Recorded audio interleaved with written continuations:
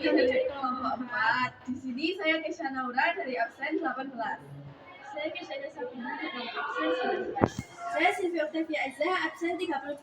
Saya Dara Kunotayu dari nomor absen 36. Wali Songo adalah 9 tokoh penyebar agama Islam di Pulau Jawa pada abad 14 hingga 16 Masehi. Mereka sangat berpengaruh dalam proses Islamisasi di Jawa dan memainkan peran penting dalam mengintegrasikan Islam dengan budaya lokal, seperti seni, wayang, gamelan, dan adat budaya Jawa lainnya. Sunan Gresik. Sunan Gresik memiliki nama asli Maulana Malik Ibrahim. Ia diperkirakan berasal dari Persia atau Gujarat dan aktif dakwah di daerah Gresik, Jawa Timur. Sunan Gresik dianggap sebagai wali pertama yang menyebarkan agama Islam, mengajarkan pertanian, perdagangan, dan nilai-nilai Islam dengan pendekatan damai. Sunan Ampel. Sunan Ampel memiliki nama asli Raden Rahmat. Ia berdakwah di daerah Surabaya dan sekitarnya. Ia mendirikan pesantren Ampel Denta di Surabaya yang menjadi pusat pendidikan dan dakwah Islam. Dalam menyebarkan agama, ia menggunakan pendekatan yang halus dan toleran, menyelaraskan ajaran Islam dengan budaya lokal. Ia juga dikenal karena mengajarkan prinsip Moh 5, yaitu 5 larangan utama dalam kehidupan Muslim. Sunan Bonang. Sunan Bonang memiliki nama asli Raden Maulana Makdum Ibrahim. Ia adalah putra Sunan Ampel yang aktif berdakwah di daerah Tuban dan Lasem. Sunan Bonang dikenal karena pendekatannya yang sangat khas, yaitu menyebarkan Islam melalui seni dan budaya. Ia menciptakan tembang-tembang suluk seperti Tombo Ati yang berisi ajaran tasawuf dan nilai-nilai keislaman. Sunan Bonang juga memodifikasi alat musik gamelan untuk mengiringi dakwahnya. Melalui seni, ajaran Islam dapat diterima dengan mudah oleh masyarakat Jawa yang saat itu masih dipengaruhi budaya Hindu-Buddha. Lalu ada Sunan Derajat atau yang bernama asli Raden Kosim, yang juga putra Sunan Ampel dan saudara Sunan Bonang yang berdakwah di wilayah Lamongan, Jawa Timur. Berbeda dari saudaranya, Sunan Derajat lebih menekankan pada tindakan sosial dan kemanusiaan. Ia dikenal gemar menolong kaum miskin, mendirikan rumah sakit rakyat, serta lumbung pangan. Ajaran yang disampaikan lewat pepatah Jawa yang mengandung makna moral seperti wenehono tekan marang wong luwuta, yang artinya bantu orang yang membutuhkan. Sunan Derajat meyakini bahwa dakwah harus diwujudkan melalui perbuatan nyata, bukan hanya perkataan. Sunan Giri, yang bernama asli Raden Paku, beliau mendirikan pusat keagamaan dan pemerintahan yang bernama Kedaton Giri di wilayah Gresik. Cara berdakwah beliau sangat istimewa, yaitu dengan pendekatan budaya dan seni. Beliau dikenal sebagai pencipta lagu-lagu daerah dan permainan anak-anak seperti jelungan, jamuran, dan hula galengan. Lagu-lagu yang beliau ciptakan adalah Cuplak-Cuplak Suwong dan Padang Bulan yang terselip pesan-pesan moral dan ajaran Islam. Sunan Kalijaga yang memiliki nama asli Raden Said adalah putra dari Adipati Tuban. Beliau dikenal sebagai wali Songo yang paling dekat dengan kebudayaan lokal. Dalam dakwah, Sunan Kalijaga tidak menghapus budaya lokal, melainkan digabungkan dengan nilai-nilai Islam. Beberapa cara yang beliau gunakan antara lain: 1. Wayang kulit sebagai media cerita Islami. 2. Gamelan dan tembang Jawa untuk menyampaikan pesan moral. 3. Suluk, yakni lagu-lagu rohani bernuansa Islam. Pendekatan itu sangat efektif karena masyarakat merasa ajaran Islam tidak asing, tetapi justru selaras dengan kehidupan sehari-hari mereka. Sunan Kalijaga dikenal sebagai tokoh yang efektif, fleksibel, sabar, dan bijaksana dalam menyampaikan dakwah. Sunan Kudus, yang memiliki nama asli Ja'far Shodiq. Beliau sangat dihormati karena memiliki berbagai keahlian, mulai dari arsitektur, seni ukir, dan ilmu fikih atau hukum Islam. Beliau mendirikan Masjid Menara Kudus yang memiliki perpaduan budaya antara Hindu dan Islam. Beliau juga menganjurkan untuk tidak menyembelih sapi di wilayah mayoritas Hindu. Lalu ada Sunan Muria.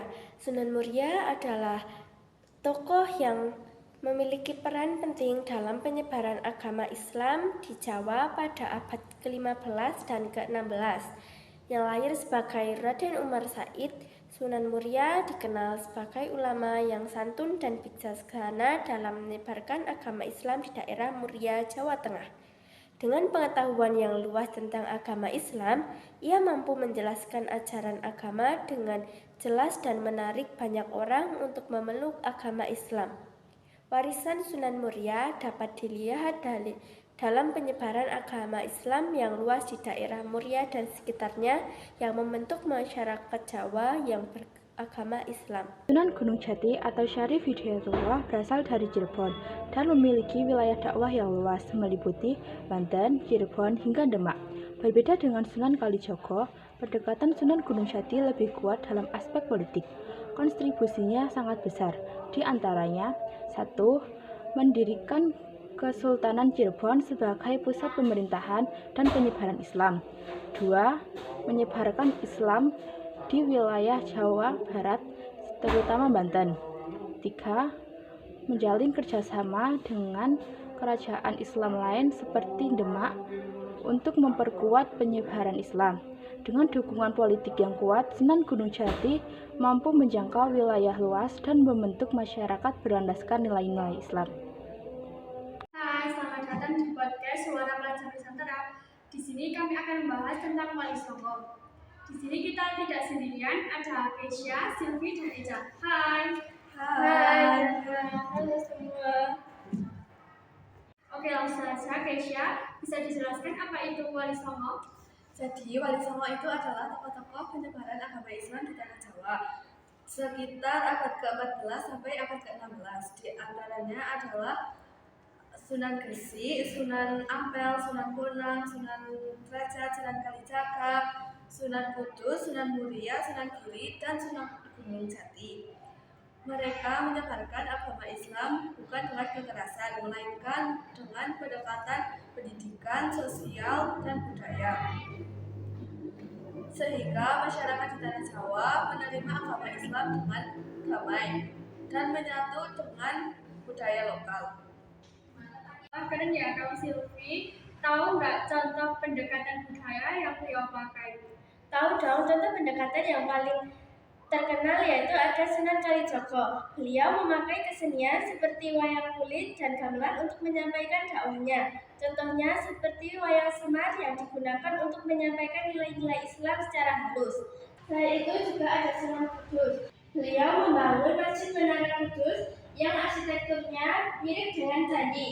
Sebagai penghormatan budaya Hindu-Buddha, beliau juga menganjurkan kepada umat Islam untuk tidak menyembelih sapi di wilayah mayoritas Hindu. Mereka sangat menghargai budaya lokal ya. Kalau dari sisi pendidikan gimana Eca? Nah, ini penting banget. Karena Wali Songo juga mendirikan pesantren. Salah satu pelopornya adalah Sunan Ampel. Beliau mendirikan pesantren di Ampel Dewita, Surabaya. Dari situ lahirnya tokoh-tokoh hebat seperti Sunan Giri dan Sunan Bonang. Sunan Giri bahkan mendirikan kerajaan kecil yang dikenal dengan Kesultanan Giri. Dari situ beliau menyebarkan ulama-ulama ke berbagai daerah di luar Jawa seperti Kalimantan, Lombok, dan Sulawesi. Jadi Islam menyebar luas bukan cuma dari dakwah, tapi juga pendidikan dan pengaruh politik. Masya Allah, mereka gak cuma strategis ya, ternyata juga religius. Menurut kalian, apa pelajaran yang dapat diambil dari Wali Songo? Kalau menurut aku ya, pelajaran terbesarnya adalah mereka menyampaikan kebaikan dengan cara yang baik. Mereka tak memaksa, tapi berdakwah dengan damai dan bijak. Menurut aku, belajar menghargai perbedaan. Mereka tetap dapat menyatu dengan budaya lokal tanpa menghilangkan nilai asli Islam, agama Islam. Aku setuju. Dan satu lagi pentingnya pendidikan. Mereka mengajari kita bahwa perubahan besar dimulai dari ilmu pengetahuan. Teman-teman, sebelum kita Kenapa pendekatan wali songo itu relevan banget sama kehidupan kita sekarang? Kalau menurutku ya, mereka itu visioner. Mereka tahu bahwa dalam menyampaikan sesuatu itu nggak boleh asal-asalan, harus disesuaikan dengan audiensnya. Nah, sekarang juga dulu, misalnya kita mau mengajak seseorang ke arah yang lebih baik, kita juga harus pakai cara yang bijak dan nggak boleh menghakiminya. Setuju, dan buatku mereka itu adalah contoh tokoh toleransi sejati. Mereka dapat bergaul dengan penganut agama lain tanpa merasa benar sendiri.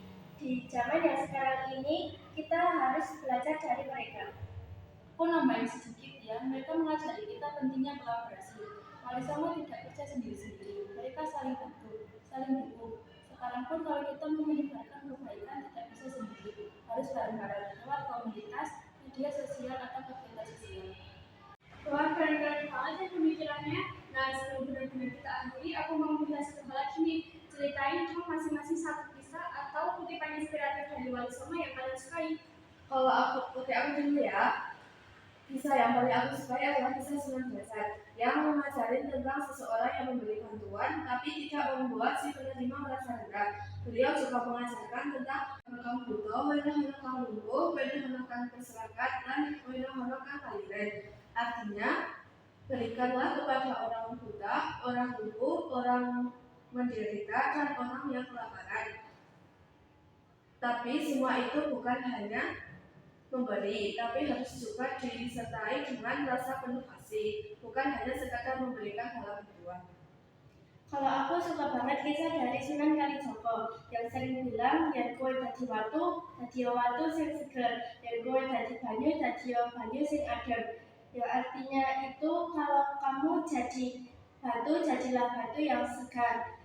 Kalau kamu menjadi air, jadilah air yang menyejukkan, yang memiliki makna. Kalau kita itu harus menjadi pribadi yang membawa manfaat, bukan membawa masalah. Aku terkesan sama Sunan Giri yang ditawari kekuasaan, namun dia memilih tetap untuk mendidik umatnya. Beliau bilang, ilmu iku kanggo madani ati, itu kanggo golek derajat lan kaluhuran. Ilmu itu untuk menerangi hati, bukan sekedar mencari kedudukan dan kehormatan. Masya Allah, luar biasa sekalian. Dari dulu sampai sekarang, nilai-nilai Wali Songo masih sangat relevan. Terakhir, yuk kita jaga kesehatan, damai, toleransi, dan cinta ilmu seperti yang dicontohkan para wali. Jangan pernah lelah menjadi orang baik. Hargai perbedaan di Indonesia dengan saling menghormati. Dan jadikan ilmu sebagai cahaya kehidupan.